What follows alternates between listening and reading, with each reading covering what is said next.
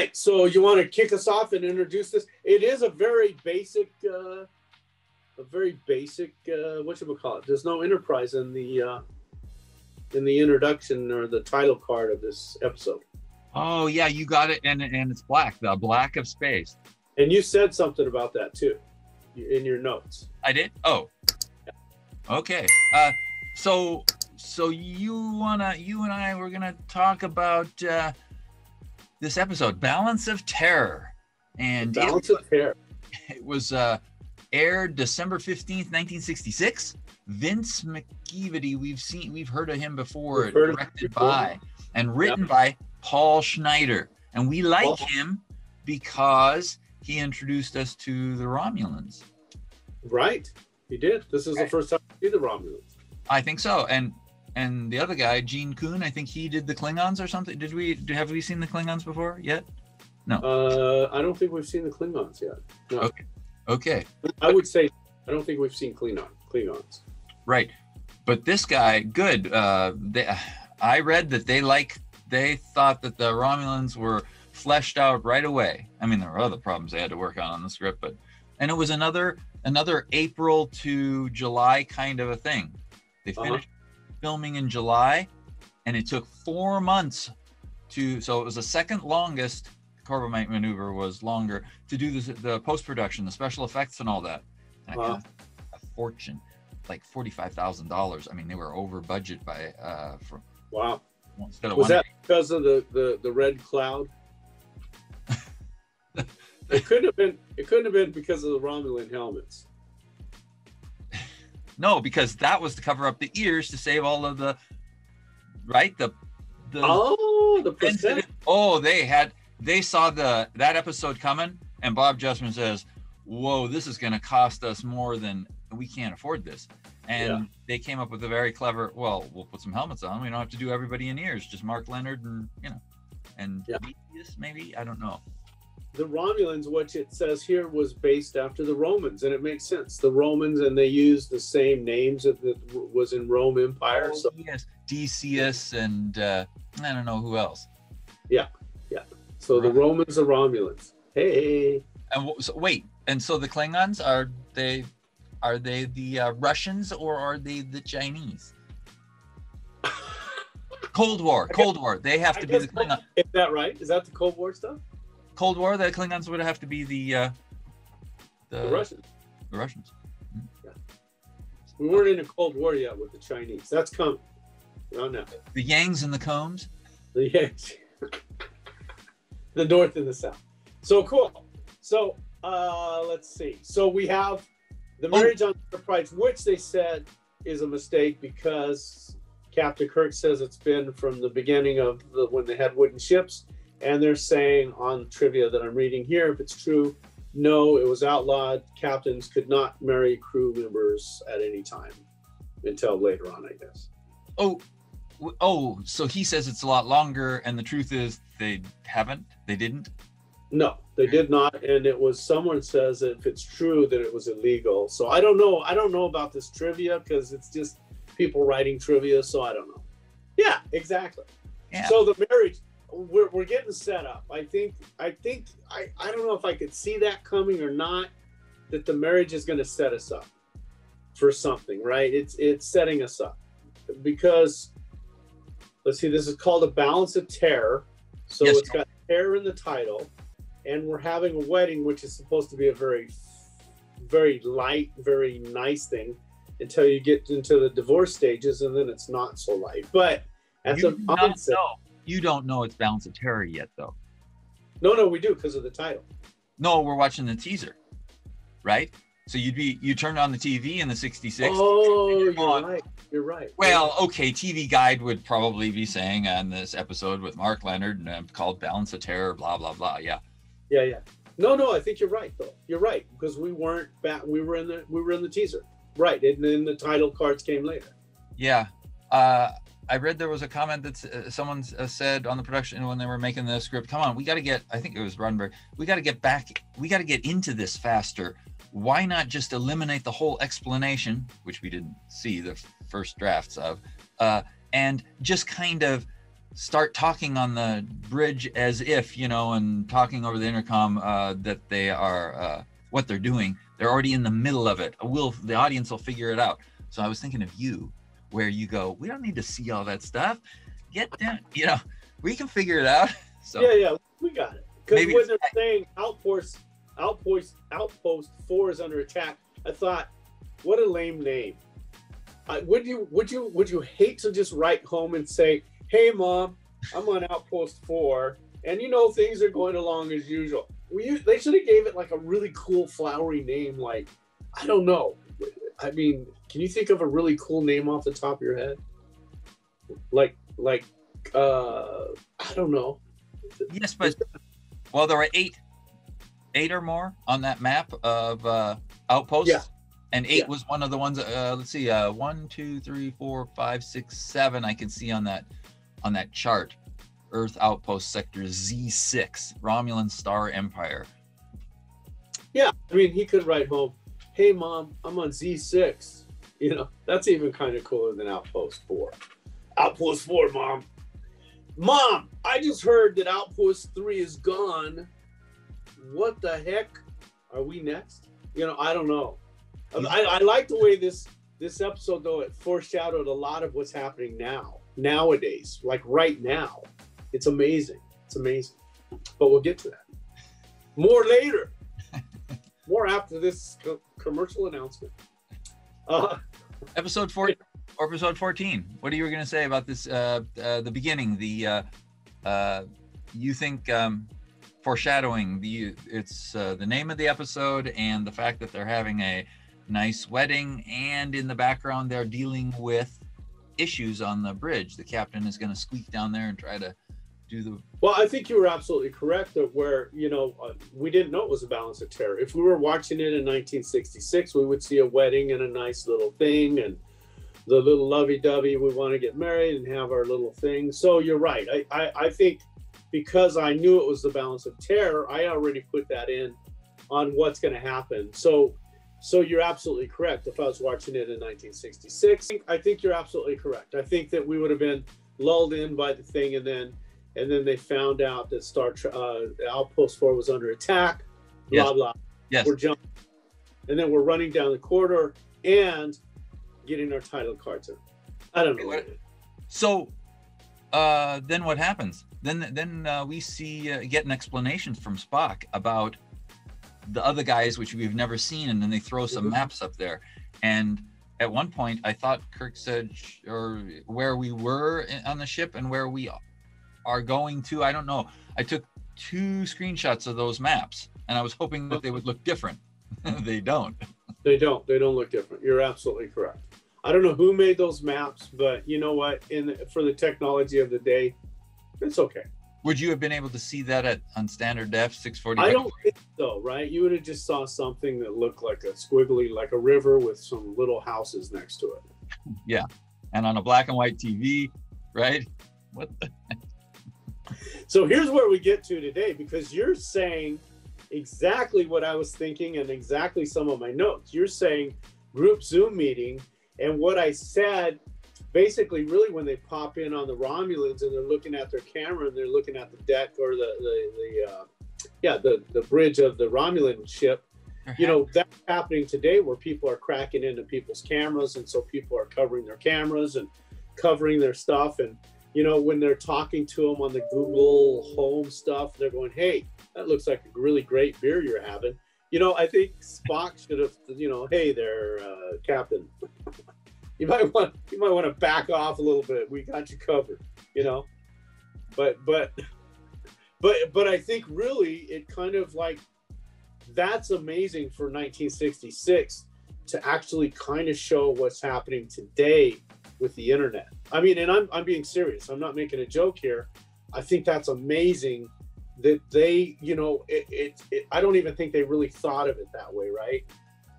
I mean, honestly, I can't imagine them even going to this spot. I mean, I wouldn't have done it. I would have never done that, right? Yeah. Understand what I'm saying or not? We're talking about monitor, right? We're talking about hacking. We're talking about them operating on that ship in that room, hovering around stuff and foreshadowing they're thinking about what it would be like, and it's kind of like that now. This is the way we operate. Well, Spock hacked into the Romulan ship. I don't know how he did it, but somehow, you know, he hacked into the cameras on the bridge of the Romulan ship, which would seem to be a very secure place that you couldn't just naturally hack into, but he hacks in. And I'm way ahead of myself because that doesn't happen for a while, but you had said group Zoom meeting on your thing there, and I just thought that's awesome, you know, because it was exactly kind of what I was thinking of later on in this episode. Well, right, because it's not a briefing room thing with the high official, just someone in the briefing room. They're talking to the whole crew, and they're simulcasting it. Everybody. Yeah. So you're talking about Barbara Baldwin. What's the actress's name who is Tomlinson's fiance? She's in 3 episodes. Yeah. And Joe DeAgusta, I think, is the casting guy. And remember we talked about how I read that he had a crush on Sherry Jackson. Oh, eventually I'll get you in. Well, he or someone else that I was reading said, well, yeah, just like that. Roddenberry and other people kind of liked her, and well, they kept hiring her back. Why not? Balance of Terror, Shore Leave, Turnabout, Intruder, I believe, were the episodes. Yeah. So you're saying the stock shots. They were saying that on the teaser for this episode that they use a lot of stuff from other episodes to put it together, and they didn't use the shots that they actually developed for this particular episode itself. Yes, and I think that stock shot there that I commented, it's used several times in the episode, and the ship, it has several of the Apollo versions. I like to call it the Apollo version because the ship is sitting there where Apollo puts his hand around the ship, the energy field around, and well, they got to save money. Yeah, well, they got to save money, and I don't think they were ready with the episode right before when they get the trailer ready. So they get that out there to get people ready for it, and they're not quite done with the episode itself. Right, and this was the second longest one in post-production. So I wonder, it'd be interesting to look at the episode that had this as the trailer and see how the dates worked out and how fleshed out the trailer is. Is it kind of, you know, like, well, we got to put something in there, but we're not ready yet, or do they do it in the last minute after editing's done? Who knows? Well, it sounds like they did it, at least on what I'm reading under trivia, that they do it before, because they probably have their trailer people working on it and just trying to get, so they probably read the script, know what's in it, kind of throw the trailer together, put stock stuff in or stuff from previous episodes, like the phaser firing. Apparently it's not the same kind of phaser. They did a better job in this episode than what they had in previous episodes. Yeah. I mean, that's what I'm assuming on this one. That could be. If I check out the preview and I find out that they have phaser shots different than this episode, because this episode has very unique shots. They don't say photon torpedo, I think, in the episode, but they don't fire those long straight beams that actually diverge. Right. Look like they are. Like normal episodes. Yeah. I should go see, what did they call those? They just said fire. I think you said phaser. Fire your phaser. Yeah, but I think he spent a lot of time on this guy dying on Outpost 4. Because I don't know. I don't want to make fun of actors or still frames of actors, because obviously what we're doing is fluid, and you can pick any shot that looks goofy, that's halfway in between speaking and eyes are closed or whatever, right? Yeah. The guy, when I watch him all the time, he's fun to watch because it just seems like he's switching to visual now. Can you see it yet? So we got to feature these little screenshots here that he just has a particular fun, happy look, and he's dying. Well, he's pretty mangled up from the plasma blast from before. His plasma. I mean, he needs some serious medical attention, is what he needs. Yes, and things are sparking behind him. But and flames, yeah, when he first comes on, there's fire around him. Yeah, it's not a good sight.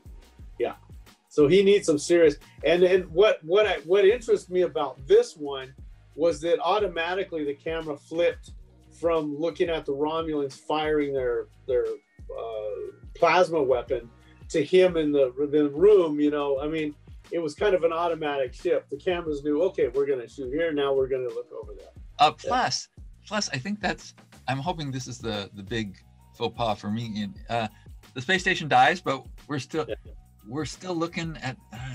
I think it's cut the way as if we were out there in space, but the space station's gone. Yeah. How are we seeing these images? Exactly. No, the Enterprise, someone will say, switched right to Starfield that they're normally looking at. No, somehow it's wrong. Get the line. I don't know. I think that's a note to yourself to get the line from the guy that hates the Romulans and hates Spock. Yep, I'm gonna get it right here. Is that Styles? Yes, it is Styles. Mr. Styles. So I'm imagining he's like a lieutenant. Is that correct? They call him Mr. Styles, but I imagine he's like a lieutenant. Yeah. And it says, is it 13 minutes? May I respectfully remind the captain what has happened? The Romulans have crossed into the neutral zone, attacked our outposts, killed our men, Mr. Styles. Add to that the fact that it was a sneak attack. Mr. Styles, are you questioning my orders? Negative, sir. I'm pointing out that we could have Romulan spies aboard this ship. And then Sulu chimes in, and I'm kind of surprised, kind of quietly says, I agree, sir. Because right before this, Captain says, what is it? Back to yellow alert or something. Cancel battle stations, he says. And that would be like a deep sleep kind of Romulan. I mean, unless they're both referring to Spock and saying, well, because he's got pointed ears, he's a spy. I guess you could go back to the 40s when Japan, and they put the Japanese in the camps here and stuff like that, rounded up and said, hey, so they're kind of maybe throwing back to that a little bit. So the Romulus helmet, they look like little flowers to me, flowers that haven't opened yet. They're, yeah. I thought they were clever that they got that stretchy material. They got, not stretchy material, they got the woven material between there, but it would stretch so they could get that sucker over the actors' heads. I don't know that it does. If you look at one actor, I'm feeling really sorry for him because it looks like it's going to cut his head off. His skin is coming out. The helmet's way too small for him. Oh, you mean that chin strap and... Oh, man. Oh, that poor guy almost lost his head during that. I think he was so uncomfortable that I don't even know how he delivered his lines. And I'll have to put like a still of that, but my goodness. If you look at any of his shots, that helmet's like 3 times too small.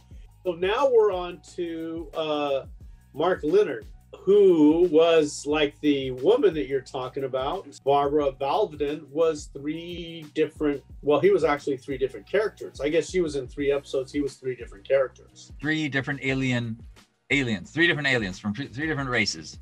Exactly. Romulan. So I don't know why Spock didn't go, hey, Dad. No, he's already processing this as Styles is just glaring at him, going, oh my God, right? Offshoot of Vulcans. Yeah, offshoot. What was the name of the show that Mark Leonard was in where the line from the song opening the intro was "The blue skies are in Seattle"? We have to look at it. Was he in was that a Western? Sounds like it was a Western. It was a something Pacific Northwest-y. I think that's why after I got out of the Navy, I moved to Seattle. I really believe that. Yeah. Because I think when I was a kid, that song was probably popular. The bluest skies you ever seen are in Seattle. And the greens are the brightest green, or whatever it is, in Seattle. So I thought, wow, I got to go to Seattle. That song penetrated my subconscious. One thing I noticed that they did a lot on this one, if you notice, they used the eye light on Captain Kirk almost through the whole thing. I mean, every time they were taping Captain Kirk, they had the eye light on him 100%. And you would go to like Spock, completely open, completely free, but you go back to Kirk and it's the eye light again. Oh, so totally. And you saw that I noticed. I always think of you with the key light, and yeah, highlight, and I took a shot of that. So first we've got at 15 minutes, we've got them just staring at the screen going, what? And then he whips his head around, Mr. Styles, and looks at the spy, the traitor. Yeah. Oh, you have the shot of the guy with that unbelievable helmet cutting off his head. 1753-21. Yes. And yes. all shots. My God, look how tight that is on him, Mike. That was making me uncomfortable. Yeah. I'm like, his head had to hurt, his neck had to hurt. He's like, and he's bending down. And this thing is just, that looks painful now. And as I see it in the still, it really does, doesn't it? You said Romans, right? Romans? Yeah. Yeah, he has a little nose bridge. What are they going to wield? Swords? Yeah. I mean, they could have done a better job of those helmets. They just remind me of a flower that's kind of closing on their head. Oh, I disagree. I think that now you're pointing this out, and I'm going, oh yeah, this can't be comfortable. But the helmets for those guys just working and the shots that they had, I go, those are great. Those are great helmets, great alien helmets. You're laughing at them, and I'm going, no, that's cool. But today, for the first time, I'm reviewing the episode, and all of a sudden it hits me. You know, every time I watch this, something hits me, right? Yeah. Just dawned on me. The reason they have those freaking helmets is because of all of the debris that keeps falling down in their ship. Oh my God, the one guy got killed by this big block or something, and the other one, you can see my shot later on where the guy is looking up and there's styrofoam coming down. Yeah. Well, rock. As you're saying, styrofoam, and the thing that kills his sidekick, which I thought was a doctor, but he's not a doctor. Oh yeah, what is he supposed to be besides a? He's a centurion. Yeah. What is a centurion? What is a centurion? I'm gonna guess that is a level of 2 steps in rank. But what does he do? The commander of a century in the ancient Roman army. The commander of a century. So a century would be 100 men. Is that right? So on this ship, though, Mark Leonard is the captain, and the old guy is the guy that takes care of all of his orders. I don't know. Honestly, I don't know. Maybe he was an upper commander and just was attached to the ship. Honestly, I don't know. Number 1. And then you're talking about the hardest substance known to man. Oh yeah, what? The hardest known substance to man. I think so. I will do I'll just look for that word. What they call it, rhodium? Yeah, I think so. Rhodium or something like that. There's no room for it. Bring it to the briefing room. Protective shield. Here we go. From the outpost protective shield, cast rhodium. This is the hardest substance known to our science. And I just want to point out that I think in 3 different episodes, we have the hardest something or other in Star Trek. So here's one episode with the hardest known to science, as in, I'm guessing that this is man-made, right? Right.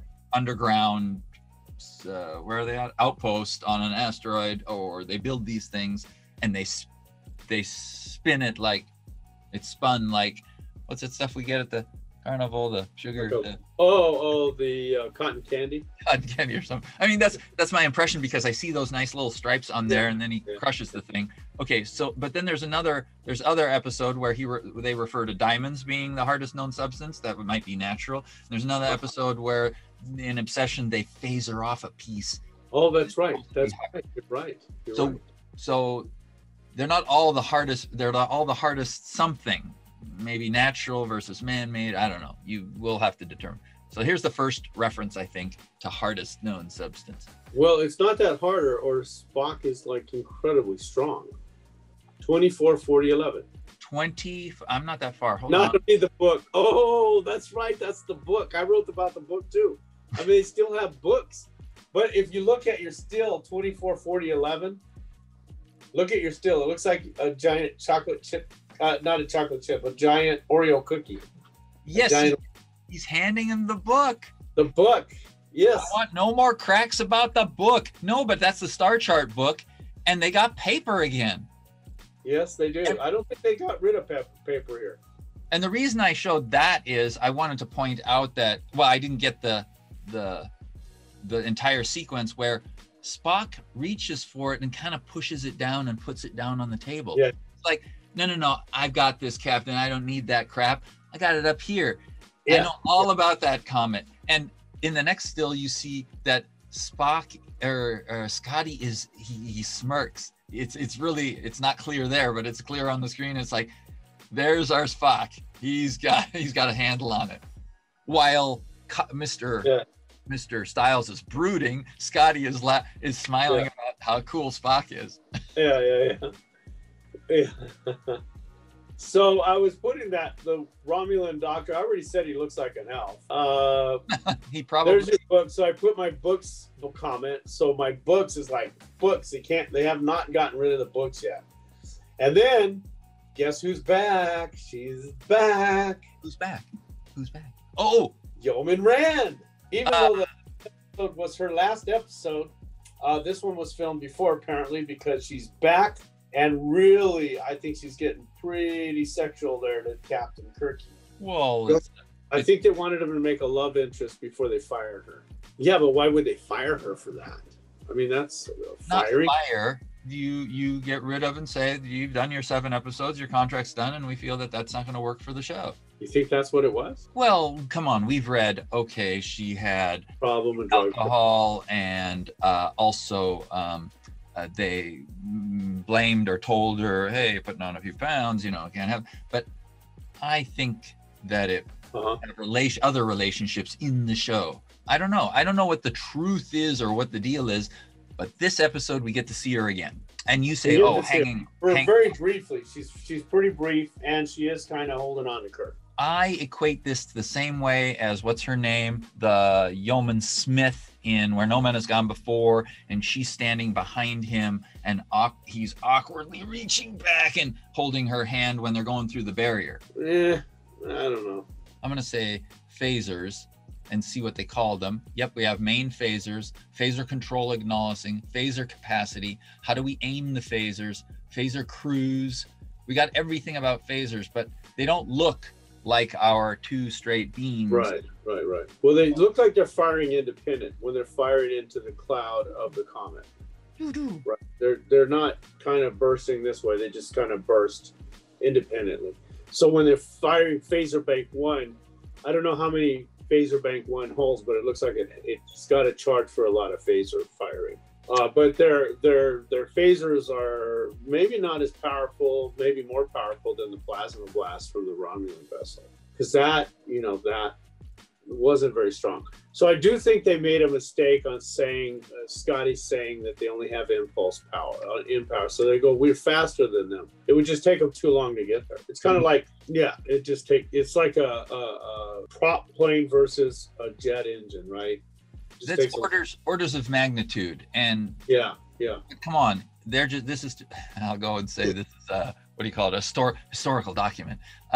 So let's say they can only go warp 2 is what they meant to say, and the Enterprise can go warp 6 safely, and so we can. That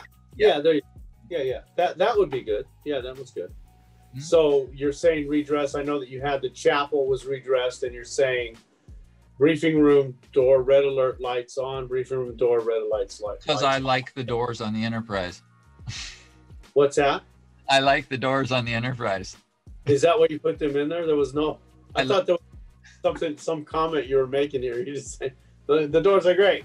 No, I was watching the episode, and there were some clean-looking doors. They left the room, the briefing room, after this rhodinium, crushing thing, and the doors closed. And I go, yeah, that's beautiful. And so then I go, oh, and the lights are on, so I'll get one with the lights off and with the lights, because I'm crazy about the doors. In my database, I have documented exactly down to the second and where in each episode those doors open and close. I'm not kidding. And now, why is that? Why is that? I don't know. Maybe because some of the coolness of automatic grocery store doors, and these guys in the 60s they made their walls wide enough to put a human in there so that they could. Then the director, doors, and then they pull them open. Right? Oh, was there a human inside the door? I didn't know that. I thought he was on the other side of the door. No, the door. If look at the, I'm sorry so the angle doesn't look right. But you watch the episode when the camera's moving past all this stuff. The walls are thick, and the doors are only here, and it's an alcove. Each one has an alcove, but the walls are thick. They did that, and the people can be in there, and then they pull those doors, and you'll notice that nobody talks when they walk through the doors, and when they do, occasionally you'll hear the rumble, rumble, rumble of the door opening, but that happens very rarely. I can think of it. When did they put in the door sound? Is that not in these episodes? Because have they invented it at this point? Yeah, I don't know. I don't know that I've heard it in here yet. Probably, but good stuff. Good sound effects. I guess we should talk about that. We should probably listen to that stuff. So you were saying the submarine like pull? Yeah, that gives more of the feel of the enemy below, or these submarine kind of wartime movies. And here we have a pole in the center. Well, that's kind of reminiscent of a periscope. And I didn't come up with that. I read that. And I go, hey, that's right. It kind of looks, It does. It really does. It looks like, some of those movies that they had at the time. And then you have the elf guy that got crushed by that piece of styrofoam. I like the way they're all sweating trying to get it off of them, but you can tell it's moving right away. It's just a piece of styrofoam, but they're grunting and trying to get that thing moved. Yes. So Tomlinson. So I don't know about that writing where he's the only one that died. I mean, I thought, Well, what are you talking about? Shouldn't you be complaining about how fragile the ship is, and not about the fact that it's so tough that only one guy died? They happened to be in the phaser, and the phaser coolant thing broke, and that's awesome. That's noxious stuff. Yeah, but I mean, it could have been anyone. I mean, I know that they're looping back. It's kind of like telling the joke, right? You do the premise and then you loop back. My mother, she always speaks, and then you come back to your mother, right? So I know that that's looping back, but that's, and maybe they're commenting on the tragedy of war, right? Or the casualties of wars, right? I don't see the spoils of war in here, but I do see casualties of war. So you can see the Romulan ship spinning around on its wire. So I don't know if in your non-remastered version, if you could actually see the wire of the Romulan ship. Okay, so when you say remaster, are you talking about versions from 2006 with the new CGI, where everything that's a spaceship or outside of the ship is replaced with CGI? Or are you talking remastered when they improved the sound in, 2004 and changed the sound? These ones say Star Trek Original Remastered Season 1. So what they're referring to as far as they're remastered, I have no idea. And I'm going to say, now that you just said that, I guess I spaced out. It's right. When you go to the iTunes music store and you look in and you say, I'm going to buy the series, it says remastered. Remastered is the CGI version. Sorry. Yeah, you're right. So they may or may not have cleaned it up. I think some of it they're kind of sloppy and some of it not. I noticed that if there's a remake, it's really bizarre, especially on Amazon. Like, I forget some of the shows, and I'll start noting them. But if there's a remake and it's called Star Trek, and then Star Trek something, they put the cast for the new episodes on. It's so weird. I'm like, these guys don't even know what they're looking at, right? So I think on some they actually take time to do it, and some they just use computers to put the information on there. It looks Star Trek. So okay, I got you. Did you see at 2851, Spock's got a fire and he puts it out with his hand? Tap, tap, tap, tap, tap. No, but I noticed when he's firing those photons, is it photons, right? What did you do? They said phasers everywhere. Phaser. Okay, but so they don't look like phasers we're going to get used to, and they don't come out of the Enterprise, I don't think. They come out and they appear to come out from that dorsal spine that connects the primary hull to the secondary hull, where we think photon torpedoes come from. I don't know. Right.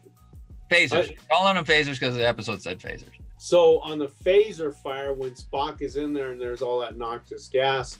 Yes. I mean, he must punch 1,000 buttons. Now, I kind of understand that to fire a phaser, you would want to be punching a few buttons. But honestly, I mean, he's got to go click, click, click, click, click, click, click, and then fire, right?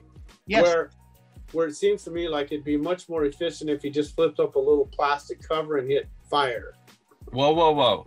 They have a problem in the room. He comes in there. He has to go to the console. It's a 2-man operation. One guy has a button. The last button he pushes actually does the fire. But he goes in there, and there's a cloud of crap in there. He goes to the console where one person sits and has diagnostic information and feedback and voltage readings and whatever. And he pushes some buttons to see what lights come up. And okay, that's working. That's not dead. Oh, okay, and that's working. Good. And I flipped that, so I restarted that Energizer, and now I'm going to go over to the main button and push it, and maybe it'll go. Instead of just walking over there, he already knows it doesn't work. But something failed. So he went to one console to make sure to go in the right steps. That's why they got 2 people in there. One guy at one console, one guy at the other one who pushes the button, and everybody's got to agree. I'm not talking about keys. I'm agree. I'm just, the stuff is all working. And so Spock did quickly what 2 people normally do, and he had to go 1, 2, and 3. I get to the parts that you absolutely know I hate, and I hope there's not too many episodes where they do this. Time travel? No, there was no time travel in this one, but they button it up, right? Remember Uhura says it's going to take 3 days to get to Starbase and back to get his answer, because he said, I'm going to go into Romulan space. That's the only solution I see. She says it's going to take 3 days or 3.5 days or whatever. How the hell they weren't even out there 3.5 days, were they? And she already got her answer. It wasn't 3 days. Were they fighting the Romulans for 3 days? I don't think so. So she says 24 minutes, approximately 3 hours before 3 hours. Our first message. Okay, 3 hours. Okay, so I guess it could have feasibly been 3 hours, 3.5 hours, right? And then 3 hours for the transmission or 3 hours for the round trip? So 7 hours or 3.5 hours, roughly. Course unchanged, sir. Estimating treaty boundary in 21 minutes. Are you continuing to broadcast tactical reports? Kirk says. Affirmative, Captain, Uhura says. And at this distance, Kirk says, she says, approximately 3 hours before receiving a reply to our first message. So 3 hours, but here's what I don't like. Okay, here it comes. Again, the button-up stuff. Captain Command said to Kirk, they will respect any decision that he has to make, or that Kirk has to make. So she's telling Kirk they're going to respect any decision that you make. Was that Uhura? Yes, she told Captain Kirk that. Again, a button-up thing like they did in the last episode. Or was it Yeoman Rand that said that? No, so Uhura, I believe. I believe Uhura said that. I guarantee it. Okay, so there she is. So that's before he goes into the chapel. Is it after she talks in the chapel? It's Yeoman Rand at 48 minutes who says it. Oh, okay. I'm just gonna get married this morning. So I at least get to cut out all my mistakes. We finally received an answer from Command Base. They say they'll support whatever decision you have to make. See? So, I mean, a button up again. You know, just like, whatever you do, Captain Kirk is fine with us. Do you think that's a button up? Is that what that's the definition of it? That scene right there? Well, it's just, it's like, you know, I mean, anytime he goes against Command, they're always getting a button up. Even on the one that I really love, Muck Time, they do the same thing. And then Kirk's thing, I think he was being ironical. That's not. I know, but I just wanted to use that word. He was being ironic when he said, you know, to Tomlinson's fiance, you know, there's a reason. But I think that they held the camera on him that much longer to say maybe not, right? Like, it's going to be hard to pull a reason out on why he died, you know. So I'd love to see. So poor Rand, her last episode. Well, today for this episode, because I just took significant one when she was there, because I knew it was approximately the last time. I don't know. Is there another one after this where we get to see her? And I said, oh, I'm going to grab these because this would be what people saw in 66. That's it. She was a very popular person in Star Trek, and I didn't realize she wasn't there very long. She was there a very short amount of time. Yeah, it's one of those things where you say, oh, the captain falls in love with every alien, you know, and he hardly does it in for real. And here, oh, Yeoman Rand, she's popular and in every... No, she's actually not in very many episodes. Yeah, it's one of those weird things. Kevin Riley is probably in 12 episodes. For you know, Star Trek fans and other fans, I imagine. So I mean, it was a great episode, but still, you know, I mean, so yes, I can see why people kind of draw it out. I did not know. I mean, I had no idea, but I never really thought about it. About Rand's duration on Star Trek. Oh, yes. Okay. Sorry. We went from Tribbles back to. Well, I just only because it seems like longer, right? And he just, what made me think of that on the Trouble, because I saw him talking about it, and he didn't at first realize what people were talking about, because he said it was a very short shooting thing for him. It wasn't very long, and so when people quoted him and stuff at first, he was unaware of what they were kind of in. Until it became this big thing, and then he started going to conventions, and then he got the whole thing of it. Yeah. Rand, I think, is the same thing, right? Yep. You know, I don't know how many episodes she actually was in, but you know, it wasn't very many. This is 14, and she probably wasn't in the first 3, right, or 4. So she was probably in 10 or 9 or 10 episodes. Yeah. So and here we are, number 14, air date, the 14th one. Right. So I said I don't want to make fun of actors with single stills, because you can make anybody look funny. Right. But you're gonna do it anyway. I don't know what it is. McCoy and his mouth. You know, he's. Oh yeah.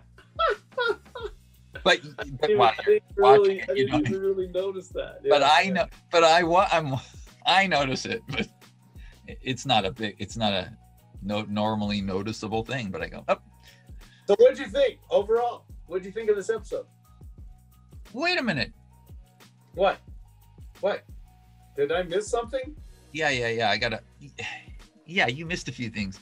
Okay, let's go. You're supposed to complain about the fact that when the Enterprise gets shot and is hurting, it starts listing as if it's hanging crooked. And then that's not enough. When the Romulans come and say, let's go check them out, and we should destroy them because we're the awesome. And Kirk files out, then they start spinning at even a worse angle. Oh my God. What? I know they have to give a representation that they are stuck, they are drifting. Right. But you. Yeah. Well, you also have something that we completely ignored that they've brought back time and time again. Time travel. The sound, the ping sound, or whatever sound they made in the Enterprise, and the Romulans caught it, right? In the vacuum of space, there is no sound, they say. So the Romulans would have not picked up the sound made on the Enterprise. Right. This whole thing about them having to be quiet. Yeah. The submarine people be quiet. Don't drop a tool on they're gonna detect it, is kind of right. No air, no sound. But we're going to extrapolate and say, well, yeah, but we're talking about them not X-raying, radaring, and they can pick something up from them. But the quiet thing. And then he pushes the button. Yeah. And Styles glares at him. Oh, you just gave us away. And Kirk's going, it's okay. No, it's not okay. And then warp, fire it up. Let's go.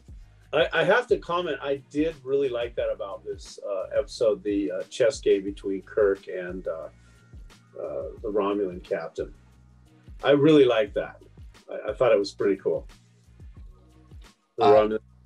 Yes, very good. Did you notice at the end when he when Kirk comforted Barbara? What's oh yeah, in the chapel, yeah. Right. So she goes her way. He takes a pause. He leaves the room. He starts walking down the hallway. They add music that starts to go up instead of down because it was kind of somber. So he exits that chapel and it starts lifting us up. And the captain, who was staring at the floor as he's walking, he's looking down, I should say. He then lifts his head up and he's back to being the captain again. Did you notice how that scene, that was a shot at 49 minutes. You can see the beginning of it. That's cool. I did not notice that, but. And so they're trucking right in front of him and walking, and he's going from somber taking a few steps down the hallway, and then he lifts up and he is the captain again in the hallway. And then you see all the hustle and bustle of people walking around the ship, and it's business as usual. One dead person later. Yeah. Let me just mute this. I'm gonna take a quick look at that. No, I did not notice that. So it's good catch. Take a look at 5019. 5019. 50.19. 0.26. Yeah, what Yes. about that? Okay, so this is the preview for the next episode. Yeah. Overall, what'd you think of this episode? I like it because of the music and styles. The styles with the bigotry. Uh-huh. That totally gets me. Yeah. I mean, if you don't know your opponent and if you have education, you know, fear is a whole part of that too. He hates him. That Styles guy was good, and he had done a bunch of bit parts in episodes. He was great. Is that right? Oh. Not episodes, shows in the 60s. Right. So I liked Styles's performance of the How did you like character. the resolution to his bigotry? I don't even know if it was a resolution to his bigotry, but kind of. Oh, the resolution. Spock saves him. He goes, okay, he's a nice guy. The show ends, and then the credits show up with the stills behind them. But the card that goes over the motion of the episode, I don't think that happens very often. We saw it at the end of the Menagerie, the first episode where he's alone in the trial room, and it says part 2 coming, right? There was some motion there. He was still walking, and here he was still. I don't think this happens very often. So I forgive you for thinking when there was one credit that it was, that was the episode that was over. Yeah. So overall, what's your rating on this one? Let's see. I like the Styles thing. I like the Romulans. It is a good episode, and it's easily an 80, and that's how I'll put it. You know, I hate to do this because this is twice in a row, but I'm going to agree 100%. I would give it like an 83, except for a couple things that, in my mind, brought it down a bit. But I like the chess game portion of it. I liked, Kirk and him. There was some other really kind of cool things about this episode that I liked. So I'm going to give it a solid 80. It's a good solid 80. Maybe sliding up to 81, but I think that I honestly, you know why I bring it down a little bit, but you with the button and me with the stuff falling from the ceiling, or the stuff that didn't pan out. Oh, the camera. Hey, wait, the thing was blown up. How come we can see? No. I do like the way it foreshadowed our world that we live in today, and to me, that really amazed me. That this episode kind of foreshadowed what really the internet and spying on people and that sort of thing. It was pretty amazing to me. That it really was. I mean, it was like, wow, this is amazing. That's why I have to watch these episodes like I do closely, because this could go easily missed. I think, I think little nuances. There were some Spock. There were some Spock things that Spock did. Slight smirk in one case, and him doing the nice put the book down, going yeah. I love that too. I got it. Yeah, I mean, he didn't really need to refer to that. Yeah, it was absolute. Which I don't know why they keep bringing the books back, because even on the very first one, where the guy's turning into a god, wasn't that the first one? Where Nomad had gone. Has gone before. Gary Lockwood. He just Gary used the computer Mitchell. for all of his stuff. He got all of his information right from the computer. So I'm not sure why they keep bringing books back. I don't get it, but. Well, that was a classic astronomical guide. Shows you all the comets in the local area, right? I don't know. So anyway, I give it a solid 80. I think it was a good episode. And honestly, I liked quite a bit about it. So. Styles. Briefing room. It had a briefing room scene that was awesome. You know, Uhura wasn't falling asleep, because that was a good thing when she did that in one episode. But we had Scotty here, and he was smiling when Spock was on purpose. Not it wasn't the actor, it was the situation. He knows. Yeah. I like the way you noticed that they had 3 different reactions too, right? You have Scotty who's laughing. You have God, what's his name? Styles, who is fuming. He's fuming. He's like, get Spock out of here, basically. Yeah, what the hell? Yeah. And there's someone else at the briefing room table too. I can't remember who it is, but that in that briefing room we had Kirk. What was he? I don't know how he was holding it. There's he was looking at the ranting Styles towards his right, and then Spock and then he went over there, and I could just see him listening to Styles and then calculating after Spock had his piece. The captain was thinking about this, that we got a bigot here talking, but there could be something going on. There could be something valid here. And then Spock chiming in and say, hey, no, he's probably right about the Romulans. If they're probably need to get a bloody nose. You can't just let them.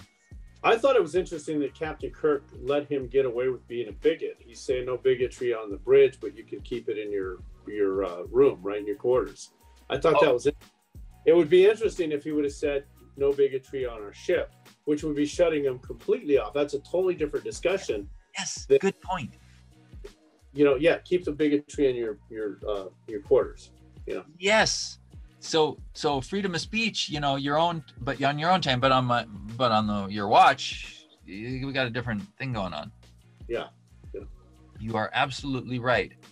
I'm gonna find that briefing. Yep, there he is. I write 2306. Looks left and listens. Oh, and he's got his something, and he's listening to this rant, and he's looking off to his right, and then a couple of frames later, looks right and contemplates, and he's gathering. That's a good William Shatner. Yeah. So I want to take Shatner. Let's. So on this one, we got our 80s. I think we wrapped this episode up. Did we? I'm gonna put 80s in there, and we'll call it good. Kevin got an 80 here. I say also. I like it. I wonder if I like it because of briefing room scenes. Okay, I'm gonna write it. I'm gonna put a note in there for that. You were gonna say something though. I cut you off. So I want to move on to William Shatner's acting. You know, I have heard in the past, not now as I'm doing this. I haven't read about it. I haven't seen it, but I haven't been looking, where people really didn't like William Shatner as an actor. But I think, you know, if you look at this episode here, he's covering a lot of ground. I mean, a lot of ground. He's working with a lot of actors. He's working with a lot of emotion and stuff like that, a lot of hard decisions as an actor. And even, what's his name, the Romulan commander said this was the best part he played. He liked this because it was the most difficult for him. You know, being Spock's father, not too hard. The other one, I think he was, a Klingon or something, not too hard. Yeah. The Romulan captain was a difficult acting part for him. It was difficult. He loved doing it. It was his favorite. I think William Shatner in this one is, I would equate him to the same kind of thing, right? I just see the two captains as kind of parallel, like, you know, they're adversaries, but like the Romulan captain, you know, in a different universe, we would have been friends. Yeah. Great line and great. That's true. They were equals, clever.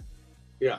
And I think I read the same thing that you did about I always thought he would say, like he did. He said at the conventions, you would say, hey, I love the part when I played Spock's father. Yeah, okay, the crowd goes nuts. But that he personally liked and thought that this was had more to it, that's awesome. Yeah, but I think William Shatner had it too. And I just don't know why the actors, and I don't know if you've heard it too, because I've heard it a lot. I mean, I don't think Uhura liked him very much. I know Takei didn't like him very much at all. He basically kind of didn't like him at all.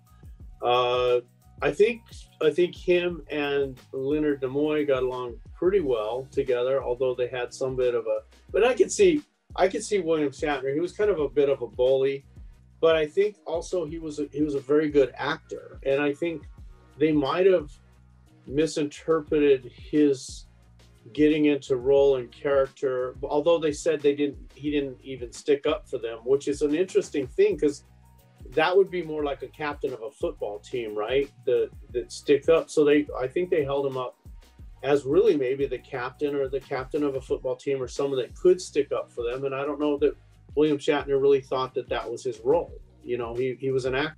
Mm-hmm. He's an actor. There's a certain amount of ego. He, of course, is going to fight for his lines, right? Mm-hmm. They're all going to do that. And maybe he took no prisoners and stole lines, but I hear it both ways about him, that they all didn't like him was the things that I kind of read in the 70s and 80s. And now I read more of where other actors who worked on the show said, no, this guy took me under his wing, or he was active and gung-ho about just getting a good job, or that he could make fun of himself. He would make these jokes and he knew his jokes weren't funny or whatever, but he could make fun and well, I didn't get, I was just reading Leonard Nimoy, if it was true, he was making $12.50 an episode, $1,250, and then they bumped him up after season 1 to $2,500, which is not a lot of money if you look at today's currency. I don't know. Do you think that was big money? Look at the consumer price index. Go put $12.50 in for. You buy a house for $3,600, and now come on, let's go. Oh, is that right? In '66? I mean, in the '60s, let's go see. Isn't there a reverse way of doing a consumer price index kind of a thing? Let's see. Yeah. How much money was $1,250 in 1960? I'm sure they'll $1,250. Do that. And that's $10,000 in today's dollars if you said the consumer price. They're saying 11,000. So is that right? You're right, 11,000. Now multiply that by 26 episodes in a season. I think he's making a lot of money. But they're also working 18 hours a day. Times 26 episodes, you're saying? Yeah, 26 and 29, maybe for the first one. Oh, you're right. It's $286,000 a year. Well, that's not that much. That's really not that much. I mean, they were making $1 million an episode for Seinfeld per actor. Yes. So $286,000 for 1 year, that's not too much. And the other actors, then they just didn't make too much at all. Rand didn't make much. Wait, Rand to, not Rand. Yeah, Rand. I think I'll equate her to the next generation. What was that woman's name? Crosby? Right. She wasn't on there very long, but she didn't want to be on there very long. She wanted to get off because she just had no parts. And I don't think Rand, if you look at Grace Lee Whitney. Huh? Grace Lee Whitney played Yeoman Rand.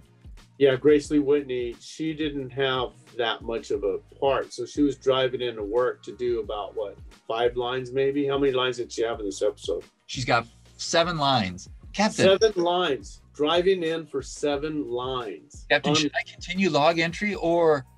Yes, sir. Can I get you something from the galley, sir? Remember, she goes into his office and coffee at least? Yes, sir. We finally received an answer from command base, sir. They say they'll support whatever decision you have to make. Okay, we're done. That's a wrap. Out of here. And that would have been Uhura's line, so they basically stole those lines from Uhura because she was a communications officer. Why was she not? She was in this episode. She was in this episode. Those would have been her lines. So they copped Uhura's lines for Rand. I'm gonna say, look at Uhura. She's got 27 lines. Yeah, 27. So they took some of her lines and gave them to. It's the 4119.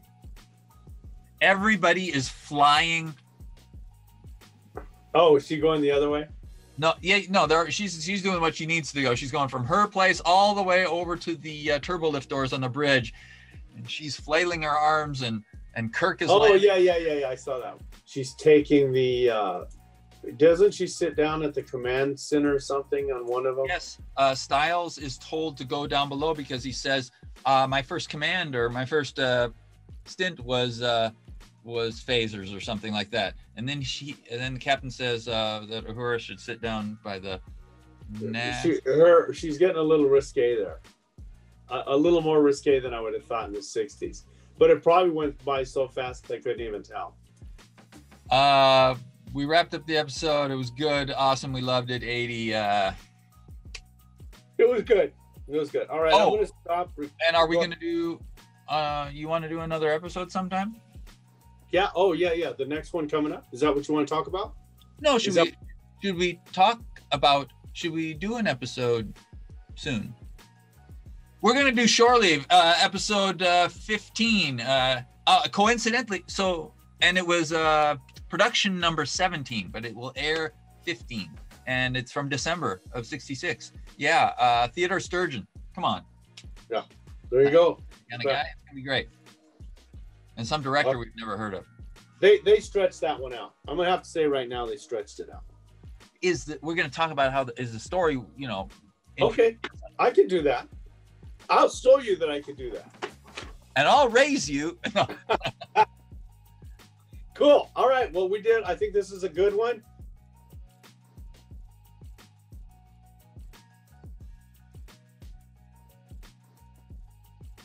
All right. Yay. Welcome back, Bruce. Welcome back, brother. Mr. Anonymous Bruce. From The Way to Eden. Yay, brother.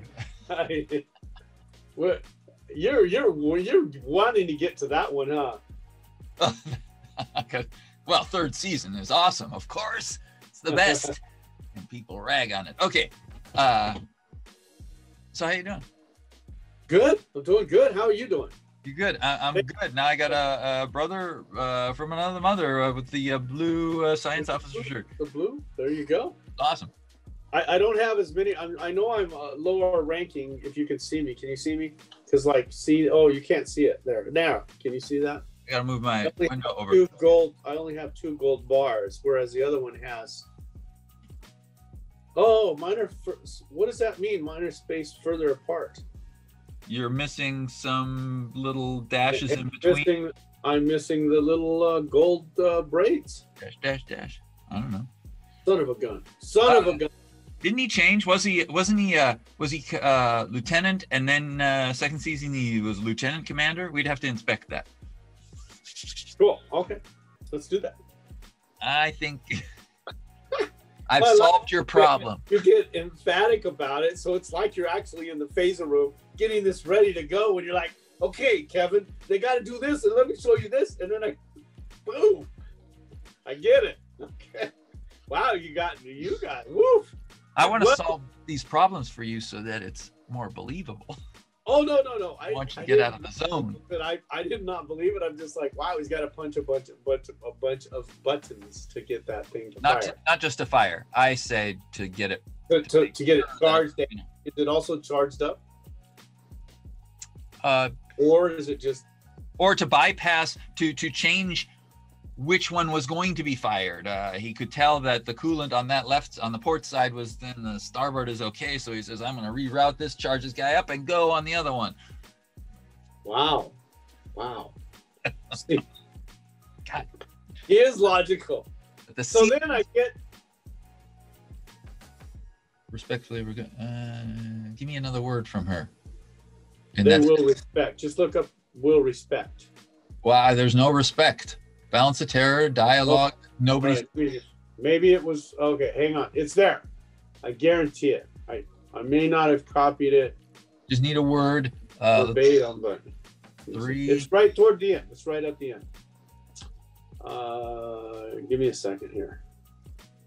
Now this pausing you can cut, so you can tighten up. You can make that's definitely getting tightened our recording like the episodes you would like to see tightened up.